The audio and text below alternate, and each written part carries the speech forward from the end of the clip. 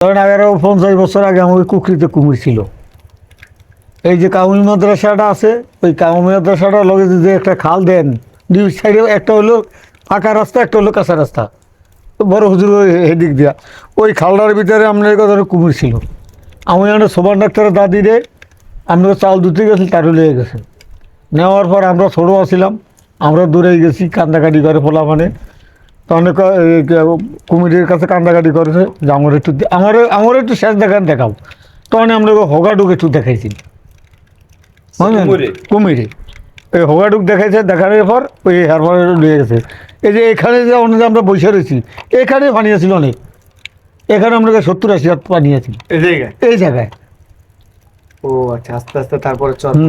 এই যে আপনার চর ছবি, ওইটার চর ছবি, ওইটা অনেক দূরে আছিল, দূরে ছিল ওই যে নৌকাটা, আরও দূরে ছিল। এখানে ওই যে আছিল আপনার একটা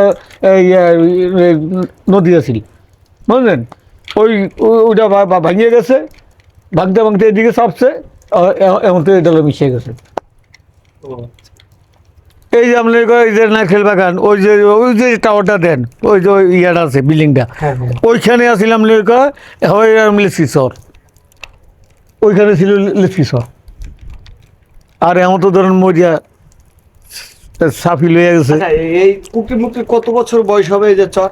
বাবা সেটা আপনার আমরা বলতে পারবো না, আমরা কিছু কাগজপত্রতে পাইছি আপনার বরিশাল, খুলনা, বাগেরহাটেরও যেখানে থানার আওতা আছে, বাগেরহাট থানার আওতা। কিছু মানুষ বলে থাকে বিশেষ করে যে আপনার যে ভোলা জেলার সৃষ্টি